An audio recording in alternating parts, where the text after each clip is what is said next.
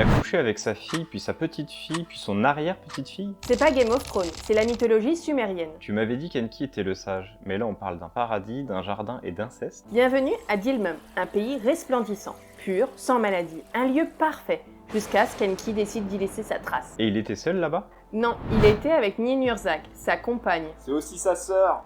Elle tomba enceinte, une grossesse de 9 jours, et donna naissance à une fille, Ninzar, qui devint adulte en 9 jours aussi. Attends, sa fille grandit en 9 jours et il la prend? Oui, Enki la croise dans un marais, et demande à son serviteur, Izimud, « Je peux l'embrasser, non ?»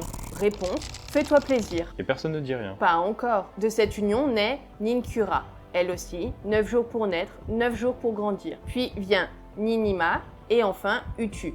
À chaque génération, Enki recommence. Il couche avec sa fille, puis sa petite-fille, puis son arrière-petite-fille? C'est un dérapage, une obsession, mais c'est aussi une allégorie, le cycle de la création, poussé à l'extrême. Et Utu, elle dit non au moins? Au début, oui, mais Enki revient avec des fruits, de la bière et son charme, et elle cède. Et Ninhursag dans tout ça? Elle intervient, elle prend la semence d'Enki, l'essuie du corps d'Utu, et l'enterre dans la terre de Dilmum. 8 plantes sacrées poussent, mais Enki les voit et les mange, toutes. Il mange ses propres enfants. Oui, symboliquement. Il absorbe leur pouvoir, leur essence. Mais cette fois, Ninhursag explose de rage. Elle le maudit et disparaît. Et lui? Il tombe malade à en mourir. Les dieux paniquent. Un renard rusé retrouve Ninhursag. Elle accepte de revenir, mais sous ses conditions. Lesquels? Elle s'assoit nue sur lui et lui demande « Où as-tu mal ?»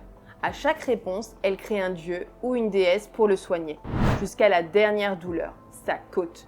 De là naît Ninti, celle qui donne la vie. Un jardin perdu, une faute, une punition divine et une femme née d'une côte. C'est moi ou c'est biblique? C'est sumérien, bien plus ancien et bien plus dérangeant. Bienvenue dans Myth Express. L'histoire des croyances commence ici. Abonne-toi parce que dans l'épisode suivant, on parle du jour où les dieux ont décidé d'effacer l'humanité. Et toi, tu crois qu'un monde peut exister sans limite? Dis-le nous en commentaire.